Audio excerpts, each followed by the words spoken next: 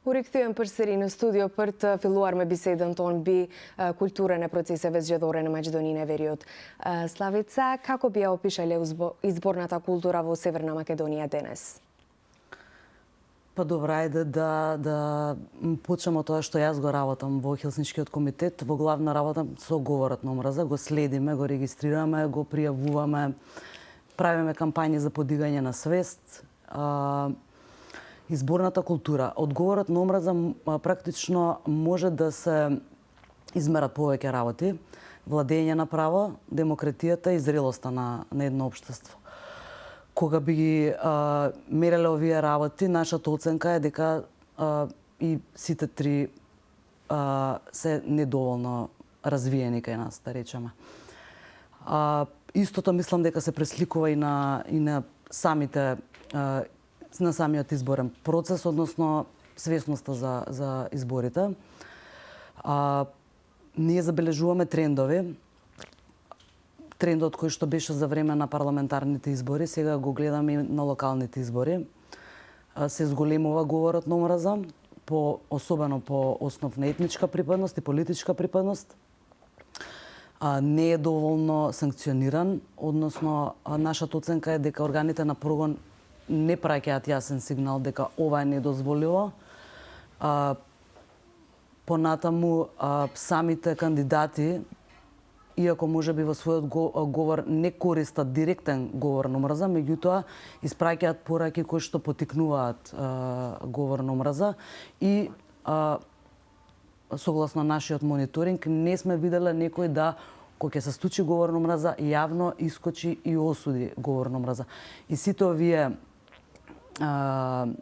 работи водат кон еден говор на омраза забележан особено на социјалните медиуми и особено од младата публика, меѓутоа не само од младата, туку и од сите корисници. Да.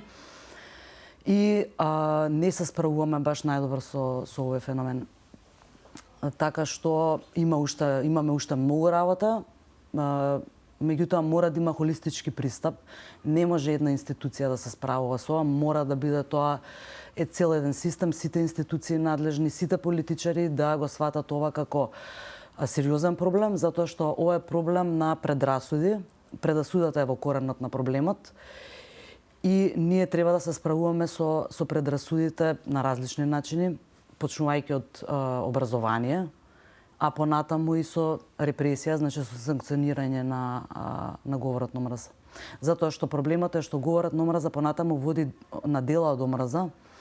Гледаме тепачки во автобуси, омраза, насилство помеѓу млади и нашата оценка, затоа што следиме и дела од омраза, е дека се рефлектира на најмладите, што исто така е проблематично. Тие се најголеми исторители и жртви на дела од омраза.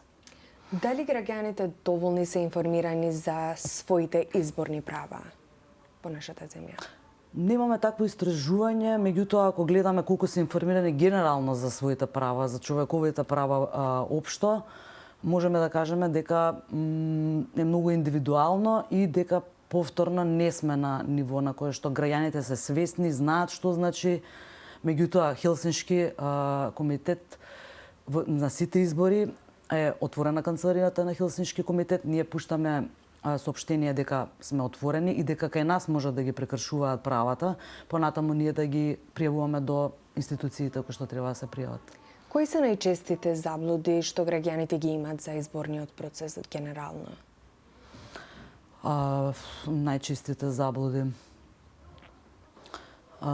не можам да кажам конкретно, како што кажав, немам изражување, можам само да предпоставам. Да. Не можам да го одговорам, мислам, ово прашање, немам дата. Се почесто гледаме деца на политички реклами. Дали тоа е етички прифатливо? Значи, постои законска рамка која го регулира ова прашање, но сепак имаме проблеми. Законската рамка, да, заштита на децата, правата на заштита на децата, значи секогаш треба да се трга од најдобар интерес на детето. Детето никако не смее да се злоупотребува на било каков начин. Така што, ако е тоа неетички, нели за тоа треба и дозвола од родител и така натаму, тоа е една комплексна процедура.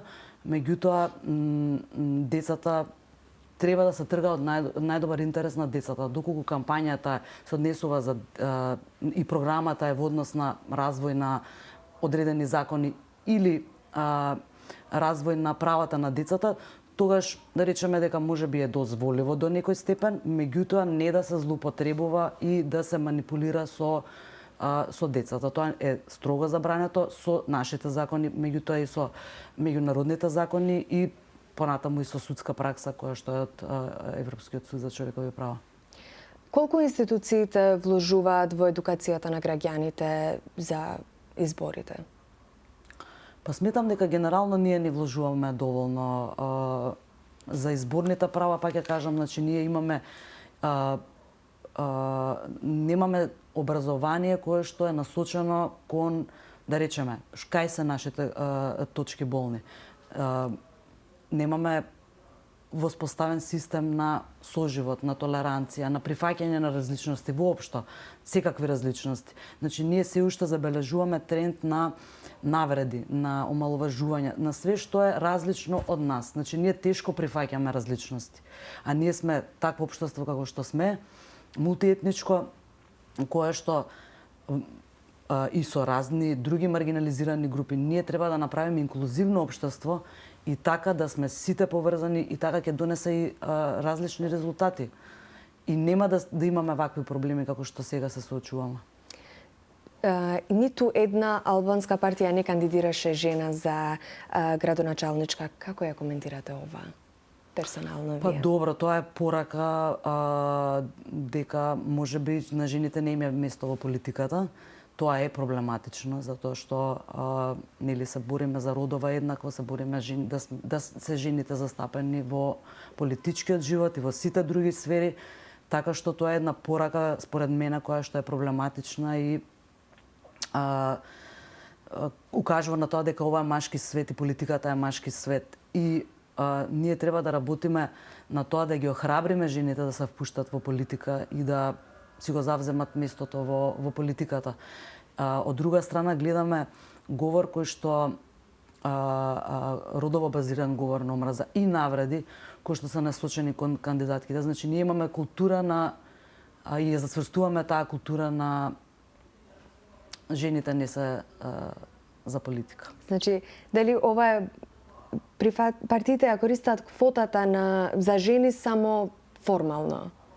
Па треба да се види, затоа што жените, да речеме сега во локалните, треба да се застапени во советите во советите на општините и во советите на градот Скопје.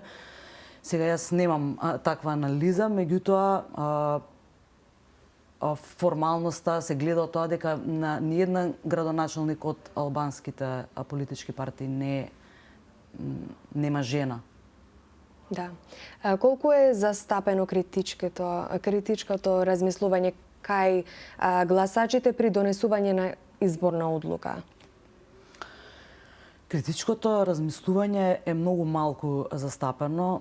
Ова можам да го кажам од нашите анализи, затоа што ние и нашата култура не се сведува на критичко размислување, на критичко здраво поставување на прашања и барање одговорност, туку се заснова на навреди, омаловажување, поттикнување на насилство и така натаму, што е еден корен на нездраво општество и ние тука мора да го промениме. Мора да има диалог, мора да има транспарентност, за да така ќе поттикнеме и самите политички партии, самите лидери да имаат искрен и транспарентен однос со народот и да ги носат одлуките кои што се во најдобар интерес на народот. Многу важен дел. Зошто младите се пасивни кога станува збор за изборите генерално? Па истото, значи генерално се апатични, не ги интересираат овие теми, не ги учат, не знаат што значи да си политички активен, дека практично секоја индивидуа, секој млад човек придонесува за градење на демократско општество, може да придонесува за демократско општество. така што како што кажав, имаме работа во сите во секој еден дел, во секој еден сегмент за да ја подобриме сликата. Што треба да се смени? Образованието е многу клучна работа, меѓутоа како што кажав на повеќе нивоа, сите чинители треба да се вклучат. И тоа да биде холистички пристап за да ние можеме да ги подобриме состојбите. Образованието е клучно за младите, и формално и неформално образование да има, понатаму да им се свесноста да им се подигне колку е важно дека практично од тие политички одлуки зависат животите практично на секој еден човек во државата. Дали системот ги охрабрува младите да бидат активни чинители? Па немам такво чувство дека ги охрабрува. Затоа што сметам дека младите се поапатични кон ова прашање. Како да ја зголемиме добирбата на младите на изборниот процес? Па со искреност Сега, и денес. со конкретни планови, конкретни резултати кои што ќе значат доверба на граѓаните. Не можеме да ветуваме брда и долини, како што сме гледали претходно во обстоење на оваа држава. Мора да имаме конкретни чекори, да лоцираме конкретни проблеми и да изнаоѓаме решенија. Да збориме пак за образованиот систем. Што треба да смени за да фокусира повеќе на граѓанска едукација?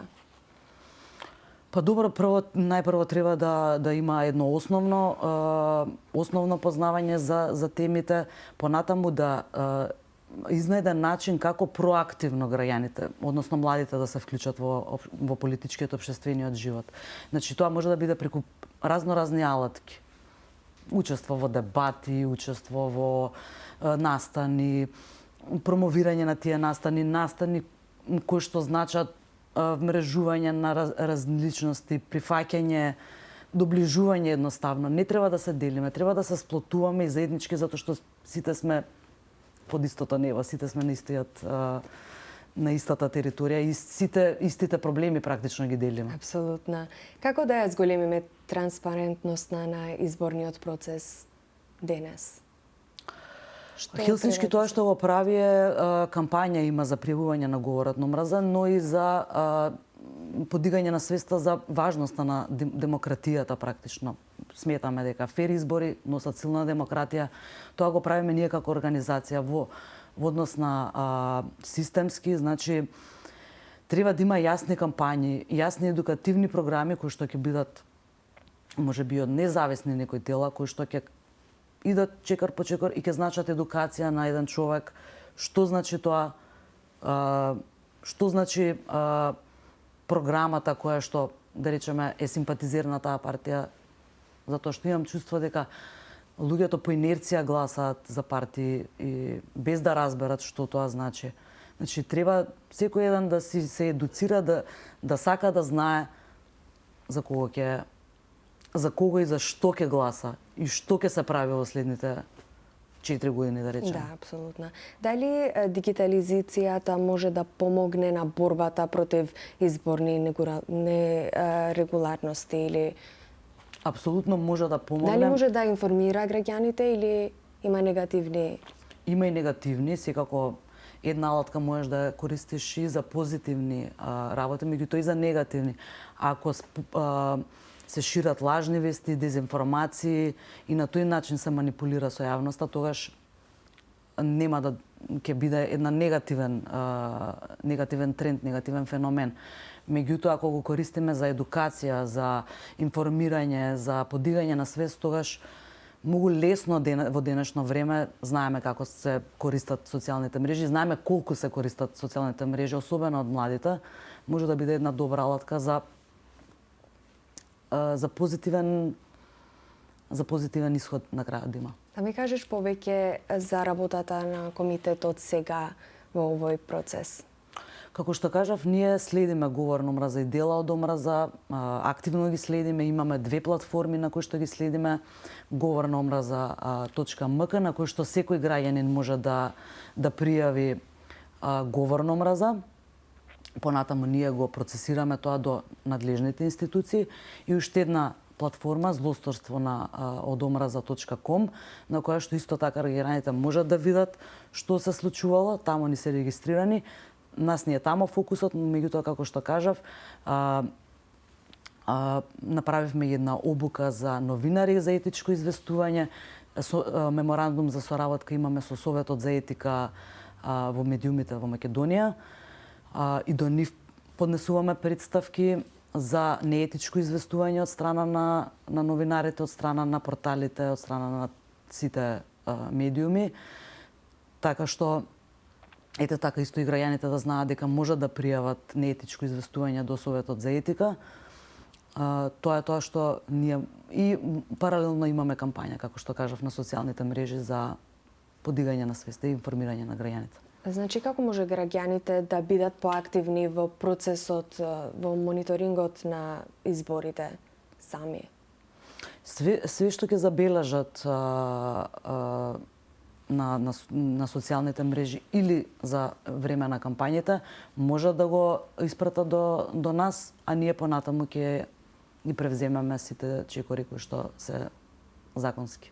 За крај, како би изгледала една идеална изборна кампања според вас? Што треба да има? Треба да биде многу јасна, треба да биде без манипулации и треба да биде конкретна со конкретни решенија.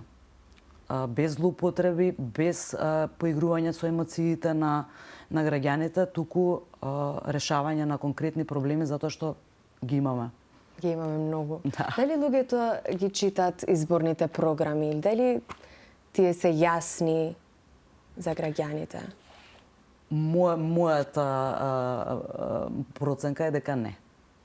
И можеби треба да немаме програми од 100 страни, туку можеби треба клучните работи да се стават на 2 страни, на 3 страни, кога би биле така, нели би можело повеќе луѓето да се информираат. Да се информираат. Да. Ти благодарам многу за Благодарам. времето.